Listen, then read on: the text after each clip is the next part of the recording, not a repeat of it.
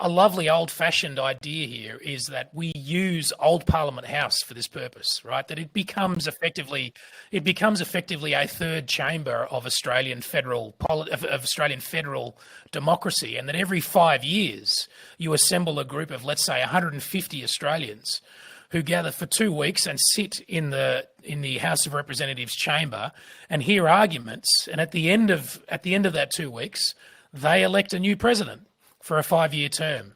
That strikes me as a wonderful compromise. You have 150 people. They select, not by election, but that's another story, but they select without a sort of any competition between them. They select who among those people are most impressed by the people who have been there for that 2 weeks into some kind of executive, and that executive then has a kind of watching brief.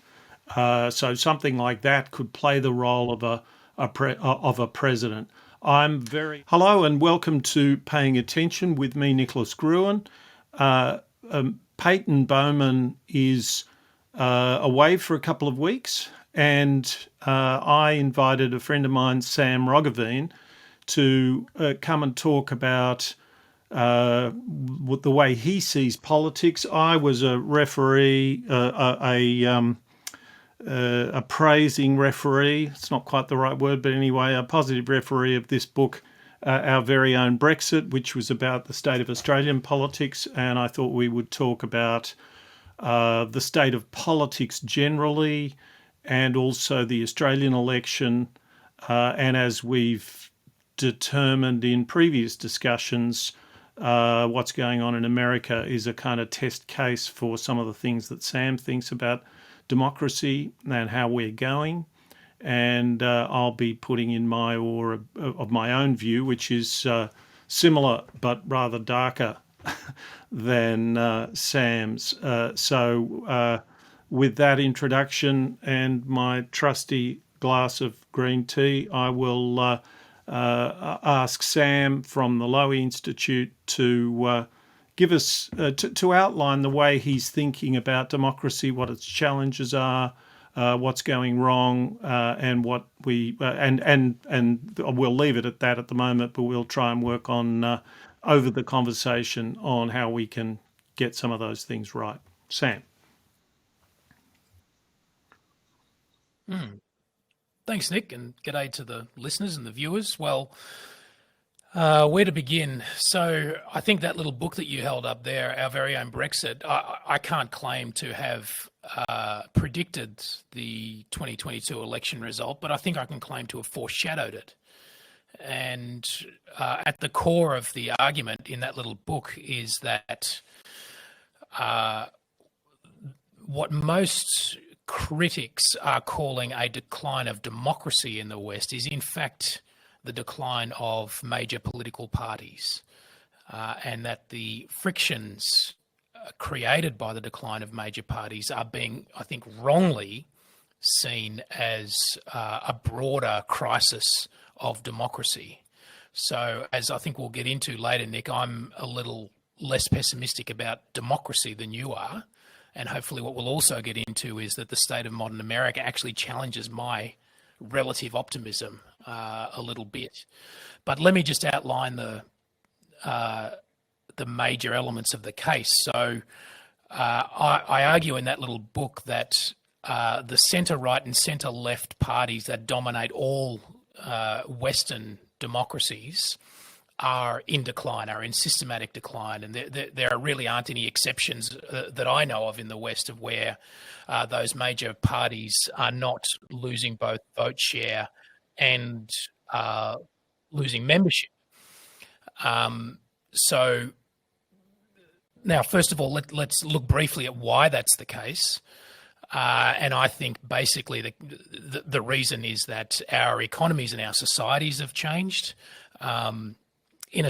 Australia is a good test case here of the argument, and the simplest way to understand what I think is a broad Western phenomenon is just to look at the Australian case. So the Australian Labor Party was founded on basically being the political wing of the union movement, the political arm of the union movement.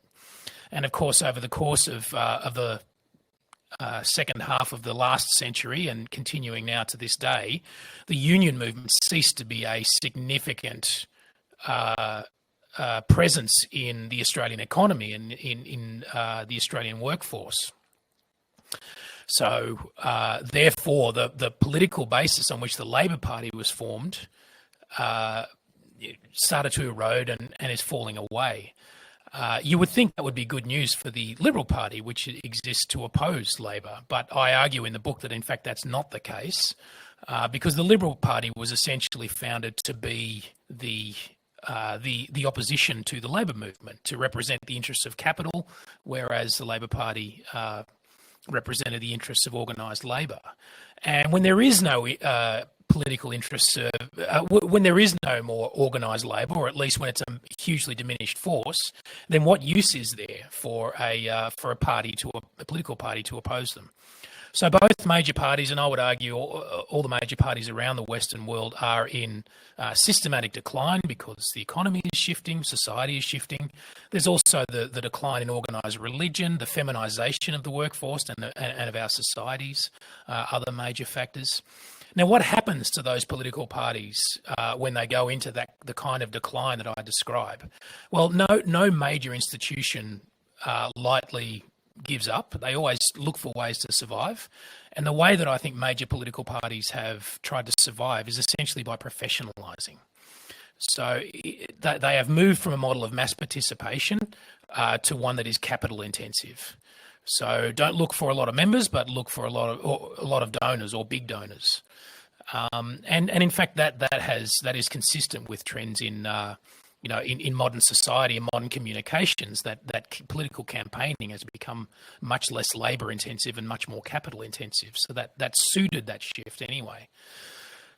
So political parties have become smaller. They become much more professional and better organised.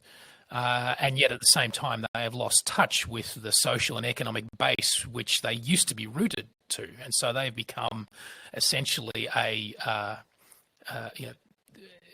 entities that are divorced from the roots from which they sprang.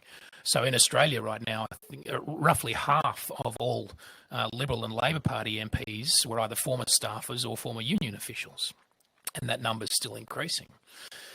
And what happens in those circumstances to the major political parties? Well, they try and engineer the system in order to maintain their centrality, and that is still the case in Australia. But that model has its limits, and as we saw in 2022, what happens is gradually is that minor parties and independents start to take over, or at least have a much greater influence. And here we come to the point that I began with, which is how the crisis in political parties is being mistaken for a crisis of democracy. So I think as political parties lose their size and lose their heft and influence, they start to lose control over their fringes. That's one element.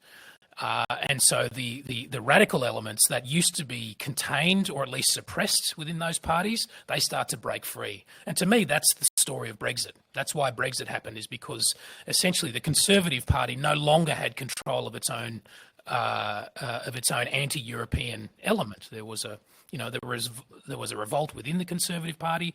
There was also UKIP, which was a breakaway movement. And in the United States, I think that phenomenon explains Trump better than the idea that there's some kind of crisis of democracy. Certainly, I think the decline of the parties explained Trump better than this idea that suddenly America has become more racist or more xenophobic. I mean, if that's true, why did they elect Obama and then re-elect him 4 years later?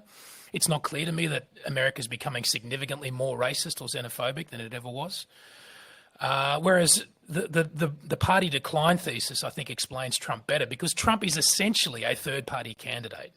But it's impossible to win in America that way. So he infiltrated the Republican Party and took it over. The virus taking over the host. I think the decline of party thesis also explains the changes in European politics a lot better, the rise of right-wing populism.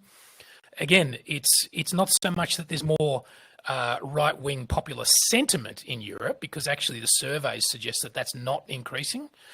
but it's because the major political parties can no longer control that minority of right-wing populist opinion that was always there.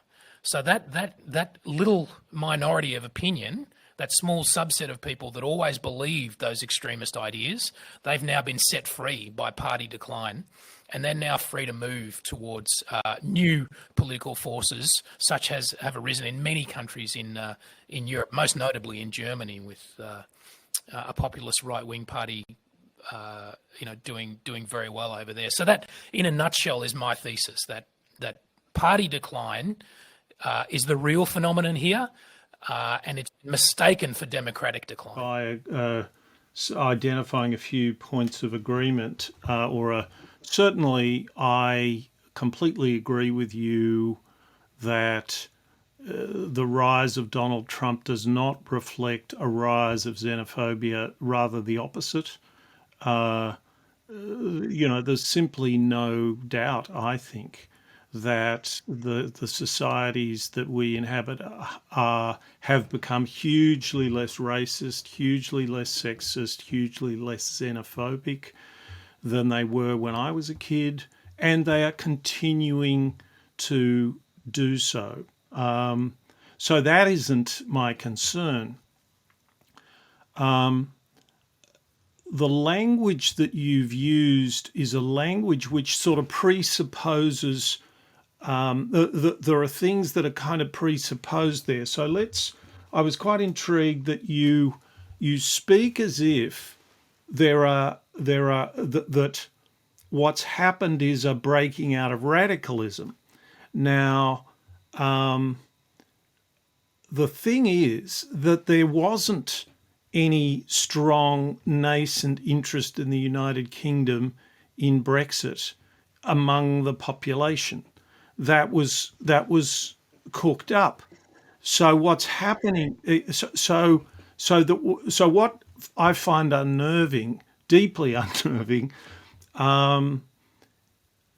is would come across to lots of people who think a lot about politics as very effete, because I would say things like the making of meaning is kind of atrophying, is disappearing, and of course we will I expect get onto that, particularly with Donald Trump. But there are certain kind of very basic fundamental democratic norms and fundamental aspects of a democracy that a democracy can't do without. Most obviously, and this is something that has come to the attention of people, it can't really do without some sort of shared notion of the truth. That doesn't mean that we don't disagree about the truth, but if big lies get going, then I think we really have very big problems. Now, we will, I think, talk about the big lie in the United States in a little while, but let me give you the example of Gladys Berejiklian in New South Wales. For people listening to this who aren't familiar with it, the Premier of New South Wales, her phone was tapped by an integrity agency. Why was it tapped? Because they didn't know they were tapping her phone. They were tapping the phone of a guy, I think his name was Daryl Maguire, and he was doing various dodgy. He had been a member of Parliament for Wagga, a town in New South Wales, or a city in rural New South Wales, and he'd been a member of Parliament, and he was now lobbying Parliament to get it to agree to various things that would make him some decent money if the government agreed to fund certain things.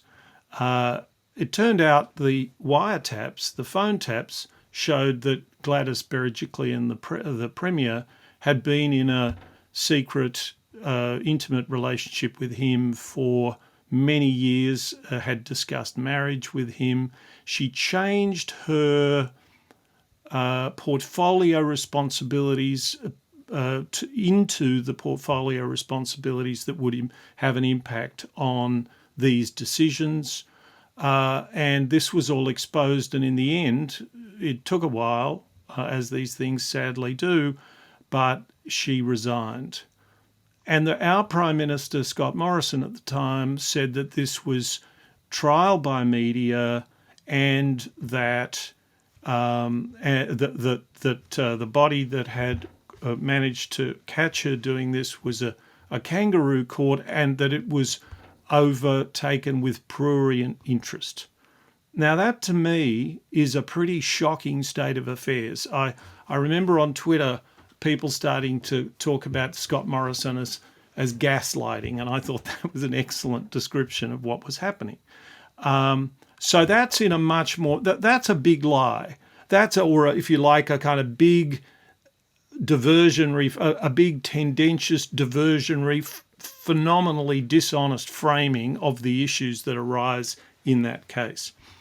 And that seemed to be the stuff of this government, of the previous Liberal government or the previous coalition government.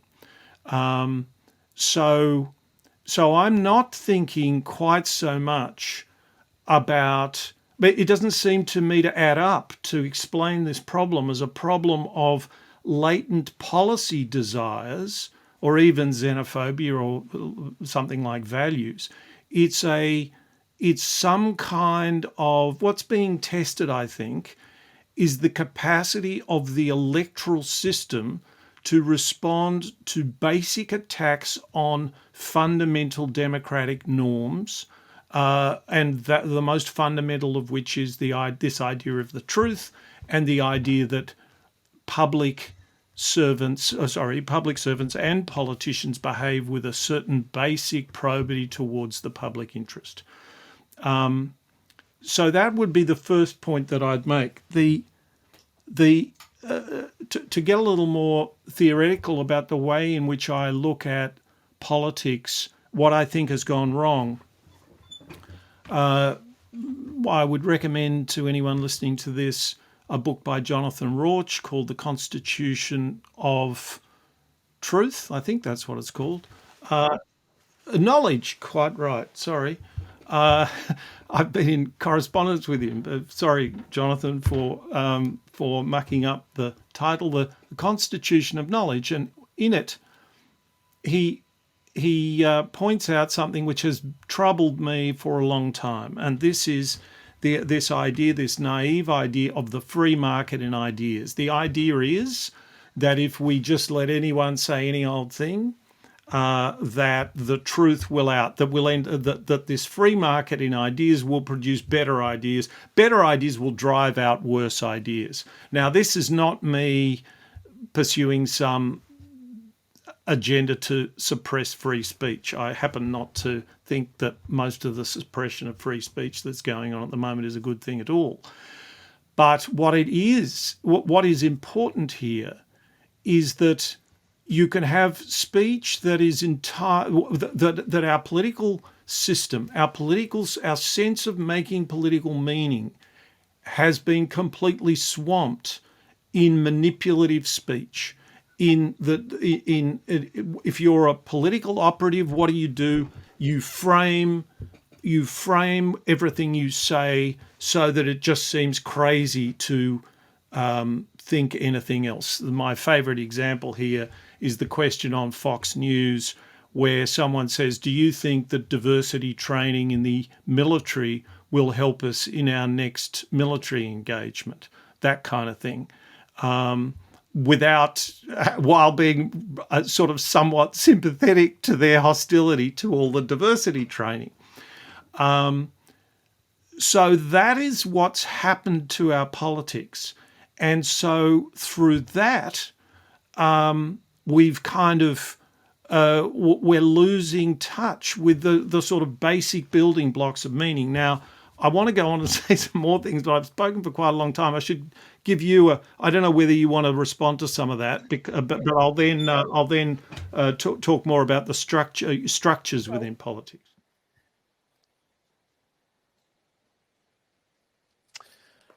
Well, yes. So it's odd to, I think when we began, we framed this as me being the slightly more optimistic of the two of us, but that framing doesn't quite work because my optimism, such as it is really based on a slightly resigned sense that it was ever thus. So the kind of the examples that you've drawn on about Gladys Berejiklian, and then you referenced the Jonathan Rauch book. I'm not going to argue with you that the state of things are as we would wish them to be. I would only argue that, as Owen Harries once said, we should beware the parochialism of the present, which is to say that another way of saying that is that we should beware availability bias. So there are plenty of examples to pluck from the public debate at the moment of just how screwed up our democracy is, and America's democracy and everybody else's. But I would only caution that maybe it's always been that way. And I mean, New South Wales politics is famously, rough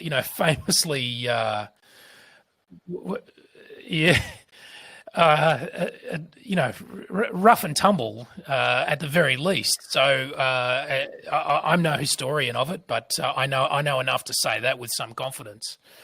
And nor is lying a new phenomenon.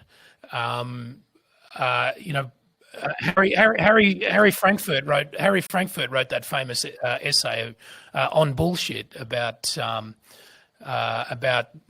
the insidiousness of that phenomenon. I guess so. So all I'm getting at here is that what we should look for is the bits that are new. And what's new, actually, that threads together the kind of concerns you have, is the internet. That is relatively new. And so I do agree that that the internet is making things harder and worse in particular ways. And you sent me an article by Anne Applebaum earlier today, which I looked at, and one central contention in that piece resonated with me, which is that the fight against so-called fake news is not so much a fight for truth, although of course truth is important. It's more a fight for trust. And this is a point also that, to make a recommendation of my own, Martin Gurry, I don't know if you've come across his work, Nick, Gurri. If you Google him, you'll find his blog. He's been very strong on this point, that what has broken down is not so much truth, but the internet has broken down trust. When information is scarce, institutions which have a lot of information tend to be high in authority. And the media is, of course, one of those. Government is another. The scientific establishment has almost a near monopoly on information, or at least used to. And when that's the case, those institutions tend to carry great authority. But we no longer live in an age of information scarcity. We live in an age of information superabundance. And in those circumstances, all institutions that have lost this information monopoly tend to decline in authority. And that is, I think, the new bit that we're living through, that makes these perennial debates about truth and fake news gives them special urgency. We've both sort of been through our arguments enough that you've now triggered a response from me that I recognise from other times I've responded to this. In other words, when people tell me it's the internet, and I fully accept that the internet has hugely made, complicates it. It's a substantial problem. There's no doubt about that, and it's a new problem. But I see it as a sort of rapid intensification of trends that were underway before then. And my factoid of choice is this: that in 1968, the average length of a presidential soundbite on US network news was 48 seconds. And in 1988, now the internet had actually come into existence, but most citizens would never have known of that. And certainly social media had not in 1988. And the length of a presidential soundbite on network news was 9 seconds. Now, in many ways, I think democracy is over at that point. Now that's a rather a dramatic statement, but there are a huge number of people who, let me. What I mean by that is not that you can't go and get more information. It is that you're in this world of affect, that you're in this world of entertainment, that it is impossible to have anything to say in politics unless you arouse people, that you do it within the first 2 seconds of your 9 second grab. These are tremendously damaging things. And of course, they won't have their effect in 1 year or 2 years or 3 years or 4 years. They have their effect over a generation or more. So these are very powerful solvents. And to then so now I want to, unless you want to jump in there, I'll just, yeah, please do, yeah, Well, only to say that that's a useful corrective, and in please fact, do, yeah, you could strengthen the case even further by referring to radio. So yeah, when people now say that yeah, we're yeah, in an era of yeah, constant yeah, news, yeah, yeah, actually yeah. that's not that That's new right. either. I mean, That's radio's been right. around for a But century. somehow new and somehow radio wasn't that revved up to sort of 24/7 news. It was talkback, so it was always on, but it wasn't these journalists who tell you that every 4 hours they've got to come up with something new. It's just terrifying. Yeah, yeah, but look, generally, Nick, I think that's a useful corrective, and I agree with you. But and Yeah, yeah, I think yeah, about the internet also as an accelerant. And an accelerant of the kinds of trends that I described yeah, in my first answer, which around the hollowing out of Western politics, so yes. that Western politics becomes essentially an elite activity, and the Exactly, public exactly. is And a present very basically as a pissed off spectator spectator. rather They're than as a pissed off in two participant. ways.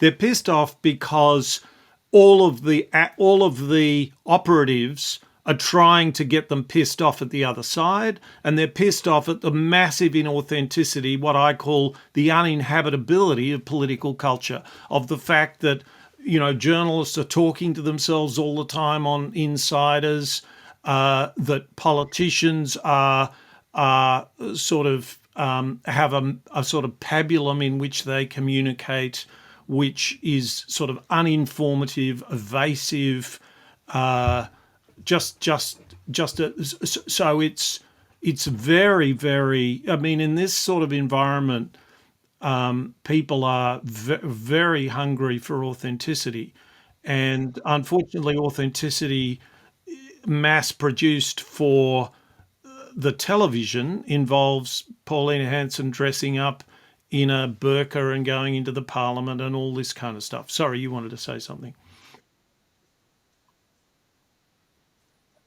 I would tweak that slightly. I think the people who are Yeah, politically active are increasingly pissed off. yeah, And those I would label the political hobbyists, essentially people who watch politics as if it's sport or as if it's drama. But the vast majority of yeah. people, I Well, think, are well, not that's so much why I pissed said. off, but But then I think there's a disengaged. They just distinction don't between being follow. pissed They off just don't about care. things and being pissed off with politics. And they're pissed off with politics. I think they say things like they're all in it for themselves and all that kind of stuff. And that's right, Yes, and that that is wasn't the that case. deep seated Yeah, yeah, cynicism. yeah, Yeah, yeah, yeah. Well, I'd say which accompanies it disengagement. leads to disengagement. And yeah, so good. Well, we seem to have a fairly reasonable sort of meeting of minds there.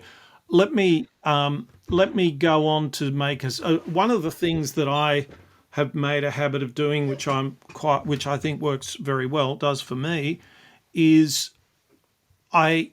This isn't a piece of economics taken to politics, but it is the style of thinking that economics is done in, which is very simple ideas are brought to a very complex story. And it seems to me, so here are some very simple ideas.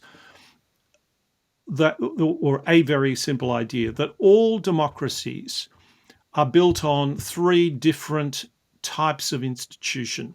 The institutions of direct democracy, which in ancient Athens was the assembly, and in our democracies is the vote, and plebiscites when they happen. Then there are two forms of representative democracy, and if you ask a person who's been at high school or at uni and they've heard about representative democracy, they think that means electoral democracy. And electoral democracy is one way to represent the people. So we have a government that has to represent 25 million Australians or 320 odd million Americans or whatever it is now.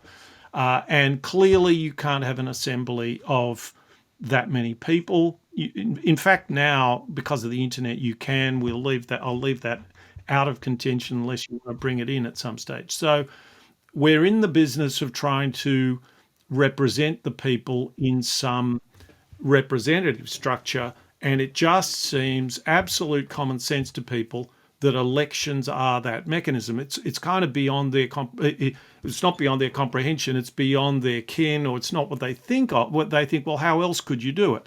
And that this won't be keeping you in suspense, Sam, because you'll know what I'm talking about, which is that there is one other way to represent the people, which I call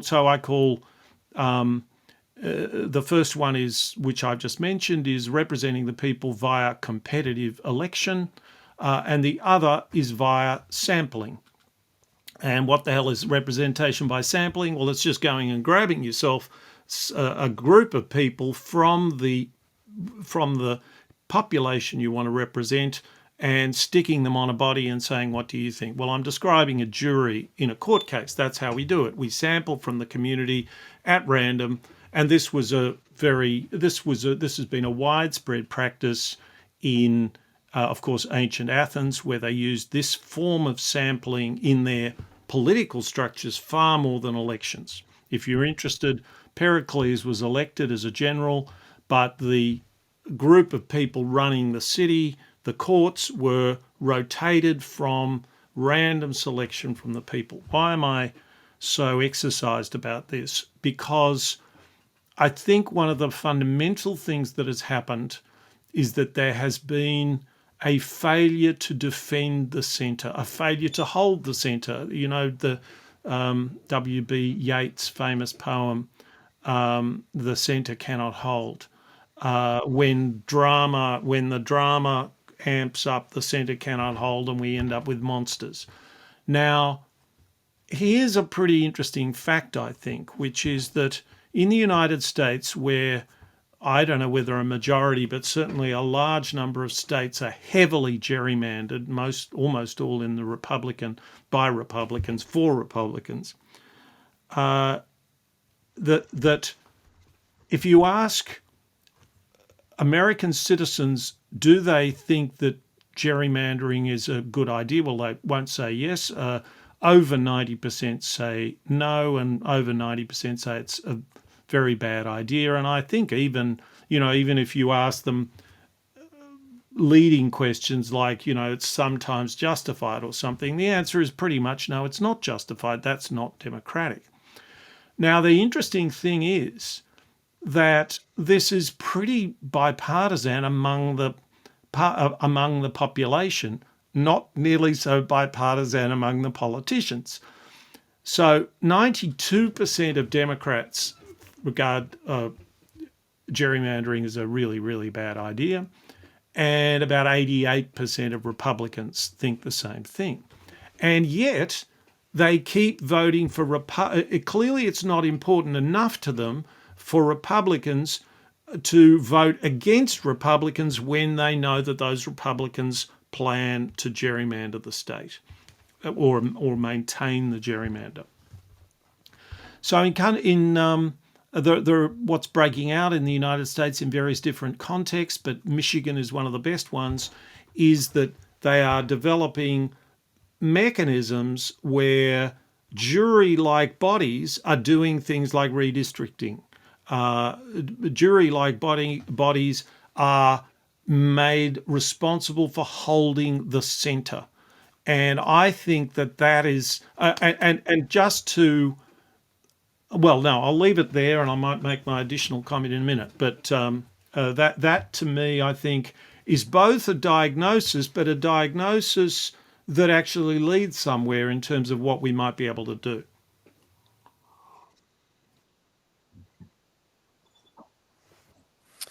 Well, I'm really attracted to the citizen jury idea, as I've told you before, and you're largely responsible for introducing me to the idea.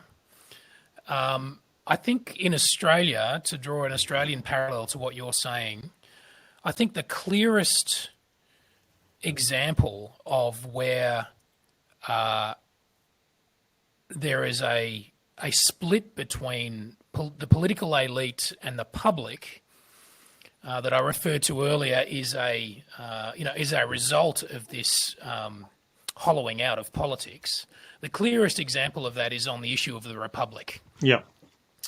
And so we had a referendum in 1999 where the Republicans did not win, and we didn't divorce ourselves from the British monarchy. The British monarch remains Australia's head of state. I would argue now that even though the number of Australians favouring a republic is higher, I would think that today the chances of such a referendum succeeding is actually even lower than it was in 1999. And that is essentially because there is a clear divergence here between the political elite and the public. So the political elite would argue, and I think with some justice, would argue that a popularly elected president I agree with that. Would do some violence to our constitutional arrangement. It's completely obvious to me. Yeah, I think that's a reasonable point of view, and yet I think it's equally fair for the public to say. And equally reasonable for the public to say we will stand for nothing less than a popularly elected president. Who do you think will end up? I mean, the logic I see of this, I think of that as a kind of gigantic piece of magical thinking, and the logic is we don't want those awful politicians. We don't want a politician being our president. We'll take that into our own hands. Thanks very much. We'll vote for them. Well, what do you get when you vote for someone? You get a politician, which is yeah.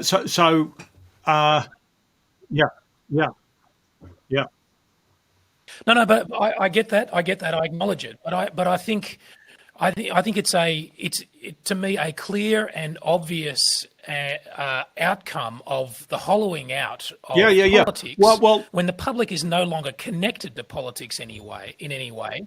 When they observe it from but they could take that cynicism, and people trying to influence them could take that cynicism and say, yes, you're absolutely right to detect some stuff that you are unhappy with and should be unhappy with about your political system.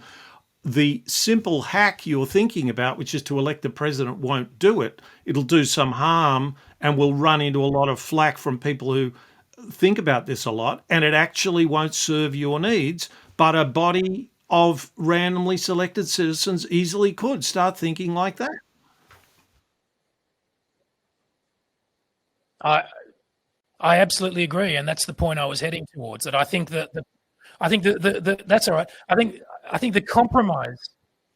Yeah, the compromise between those positions is that, yes, you assemble a jury of Australians. And what I like about this idea, what I really like about this idea is that, I'm sure there are all sorts of... we just have to be careful. We have to be careful of electronic communication and it's people's capacity to manipulate it and rev it up. But of course, you would want to use it to extend something if it was working. Well, but I think actually a lovely old-fashioned idea here is that we use Old Parliament House for this purpose, right? That it becomes effectively a third chamber of Australian federal democracy, and that every 5 years you assemble a group of, let's say, 150 Australians who gather for 2 weeks and sit in the House of Representatives chamber and hear arguments, and at the end of that 2 weeks, they elect a new president for a 5-year term. That strikes me as a wonderful compromise and a great little. Well, okay, yeah, but what I was thinking of is somewhat different, which is to, through some process like that, have a council. And basically, I'm quite happy with a robo president for almost all of the time because they're just signing stuff and opening swimming pools called the Harold Holt Memorial Swimming Pool. But but there are times when there are crises, and you do want some sense of apolitical adjudication of various tense things. So it'd be interesting. Let's talk more about that. But a quick sketch of that would be that you have 150 people. They select, not by election, but that's another story. But they select without a sort of any competition between them. They select who among those people are most impressed by the people who have been there for that 2 weeks into some kind of executive, and that executive then has a kind of watching brief. So something like that could play the role of a president. I'm very attracted to what they do in Switzerland, which is what they did a lot in Athens among, for instance, generals and so on, which is that they don't make it about the person who's got to the top. They rotate people from a council. They did this in Venice for 500 years with great success as well. So there are lots of things to think about, and if we decompress all the sort of combating egotism that we've set up, this idea that competition is always our friend, and it's often our friend. It's certainly often our friend in economics, but in meaning making, you need some competition where different people argue their case, and you need to hold the centre. The holding of the centre is a far more important thing than we appreciate, I think. So that's great that that's great that you've suggested that. So let's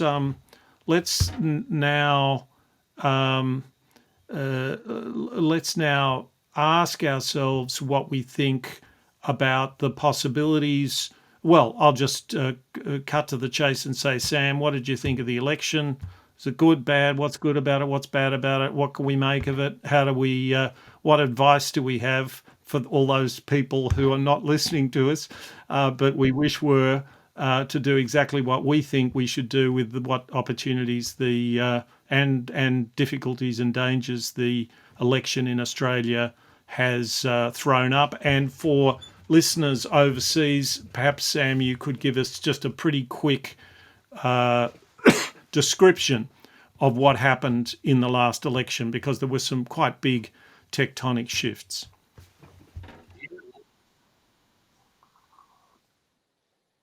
Yeah, well, what we saw is essentially I would argue, the end of the two-party system in Australia, the duopoly, because we now have a situation where what I we thought it call. was something like 18 people, but it might be. Anyway, it's a very hefty. So we have about 150 members of the House of Representatives. There you go. Thank you. And I think we have about 18 independents, a good solid crossbench, and we have a very small absolute majority for the governing party. I think that's well, that's obviously important. I think it's important for some reasons that haven't been fully appreciated. That's the situation we've got, and we've had this big swing towards independence. We've also had a bit of a swing towards the outlying Green, or the outlying left of centre party, which is the Greens, and they picked up three lower house seats.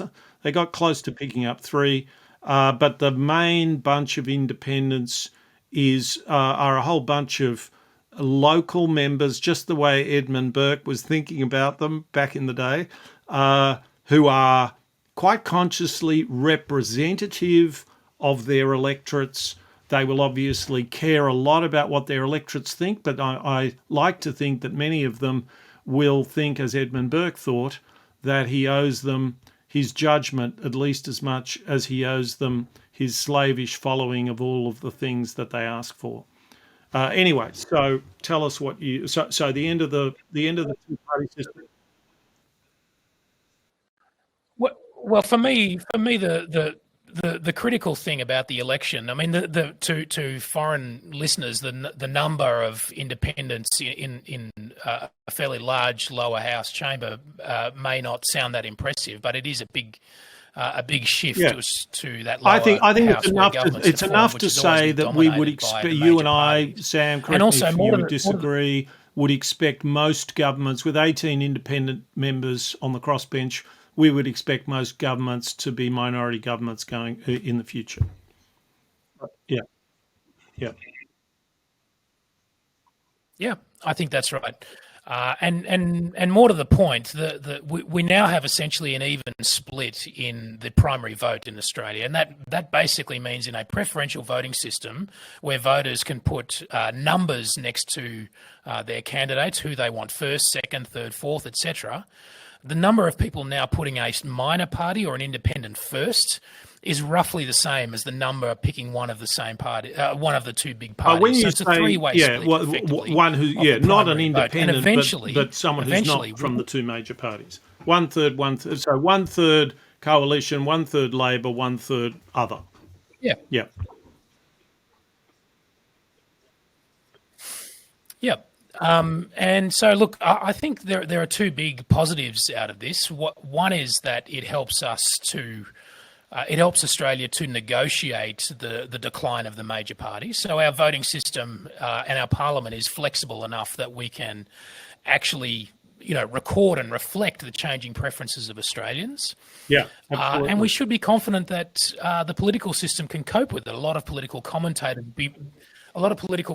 bemoan this shift as a decline into instability, but a lot of very Yeah, mature and highly functioning yeah, Western democracies exactly right. work perfectly well this way. One of them is our neighbour, New Zealand. The other positive spin-off here is that hopefully it will improve the functioning of the lower house of parliament. Maybe not this time around because, as you mentioned, the new government does have a small working Yeah, majority. yeah, yeah, But when it's a yeah, minority yeah, government yeah, and where those independents have more of a say, yeah. I would hope that what we will see is a better. Yeah, no, that's a very good point that I hadn't thought of. My own little suggestion is that 20 or 30 people be chosen from at random from the Australian population, placed in the House of Representatives, and given a procedural but not a substantive vote. I think that would be very interesting for question time. And of course, the attempt to make question time work, and the question time is a session where any backbencher, any member of parliament can ask a minister a question. There was an attempt to make it work a bit better when the Gillard minority government was in power from 2000 and whenever it was 10 onwards, and it was basically no, you can't make rules for that stuff. You actually have to have the ability to blast out, to require ministers to answer questions and stuff like that.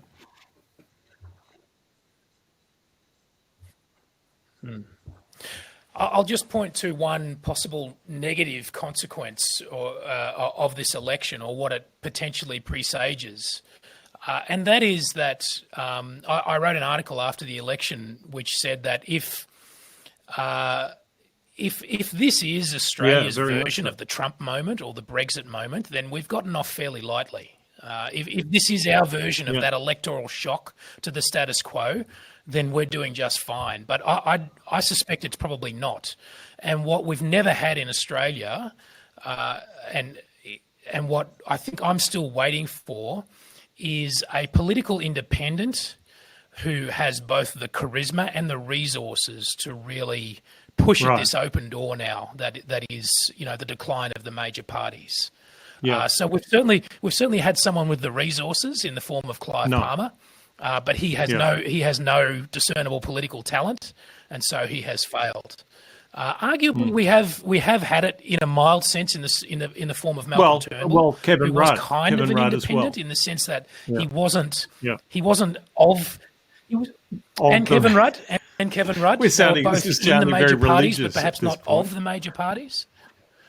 And yeah, but I'm still waiting for that moment, and that's the kind of phenomenon that I described in that little book. That when Australia really has its true a break with a major party with an elite consensus, that can go very badly for a country if the person.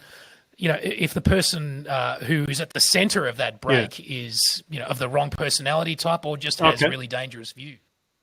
Thanks for that, Sam. I agree with that in a way.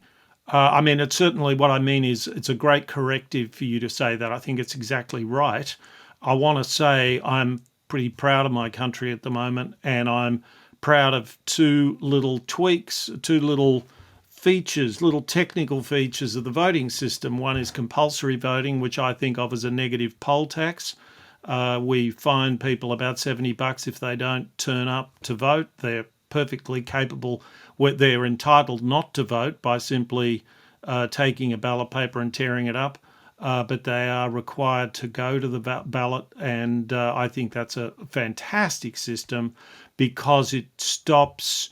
It takes away that the gravitational force with which politicians have to rev up their base, and bases will look after themselves. We need to rev up the centre. And the other thing we have is preferential voting, which is so much fairer, so much more efficient than first past the post voting. So in the United Kingdom, there are really three parties, and at the moment, the Liberals and Labor are much more aligned than the Conservative Party. In other words, they're sort of a natural coalition, but if they don't organise their votes as a coalition, they steal votes from one another, and that's what happened in Brexit. A majority of people at the last election voted for parties that would not have proceeded with the Brexit that they have. So a party that picked up something like 40% of the vote has produced this very hard, very damaging Brexit, worth about £200 billion a year to the British economy. So I think it's just terrific to watch. The other thing I'd say is that I think you agree with me, Sam, that with Schumpeter's critique of democracy as a sort of as rule of the people, and it is in fact the way it is set up, and as it couldn't possibly be otherwise, is not the rule of the people, but a contest by factions of the elite for the consent of the governed. And what we've seen with the independents is that the middle class, the elite, is finally owning up to its responsibilities, because the corollary of that view of democracy is that it will not work if the elite does not have some kind of bipartisan commitment across the aisle to basic democratic standards. Now, that has existed for many years, but at the same time, it's existed alongside gerrymandering and malapportionment in Australia and in the United States. So that people muck around, but the class itself understands that is a kind of that you don't want to push that too far, and that's what's happened in Australia. That the upper middle classes stood up and said, we want to lead, and thank God for that. Because the alternative is the leadership of places like Fox News and big lies and things like that. Let's spend what time we have. Sam, you're running out of batteries, which is imposing some healthy disciplines on us, I suspect. So let's Sam, give us your advice. Feel free to give advice to the Labor Party, to the coalition, and to the independents in the coming parliament.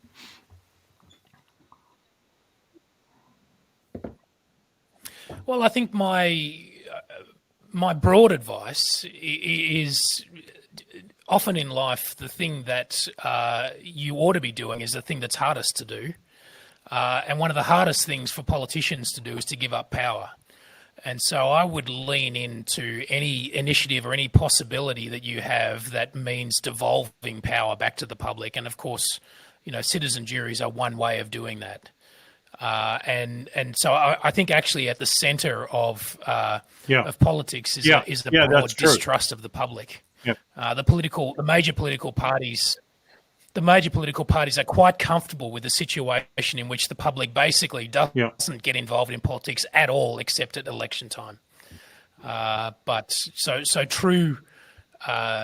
true bravery here would be to restore authority. Certainly, my impression is that the independent candidates, the surge of independent candidates, have in fact managed they brought about their own success by actively working with their communities. It wasn't just a sort of, here, I'm a third party, vote for me. There was a huge amount of community building through a process called kitchen table conversations and all kinds of stuff. It's really very interesting stuff. And it's really back to basics for electoral politics. This is where our electoral democracies came from. So that's a fantastic development, I think. I want to say I hope that the Labor government will govern as if it will be needing the support of the independents in the next term. It's somewhat inexplicable to me that one of their first acts has been to take staff resources off the independents. I haven't even met anyone who even understands that. So I hope that the government governs in that way, governs in that inclusive way. I certainly won't be getting that. I also want to say to the independents that it's very tempting. It will be tempting for them to think that they're on this wave. The wave will keep going, but that's what we heard from the Australian Democrats and other centrist organisations. It's what the Greens fantasise about. That the structural forces in the system are still very strongly in favour of the major parties dominating. So the question for you, Teal ones, the question for you is, how do you continue to institutionalise the spirit of independence? Sam has given you a fantastic idea as far as the Republic is concerned. I think these ideas of involving the public, not directly via voting, but indirectly via sampling, via community engagement, I think those things are tremendously valuable, and people might come from all around the world, as they did at the turn of the 20th century, to say, what are these Australians doing? Because they seem to have, they seem to be really slaying this dragon, or seem to be taking it on. So that's what I'm hoping for.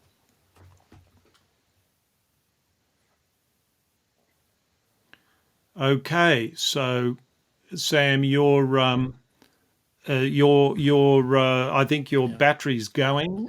Yeah. Okay, can you leave your browser on? Can you leave your browser on? You're now, yeah. No, leave the browser on. Leave the browser uploading. Don't, so I'll turn that off.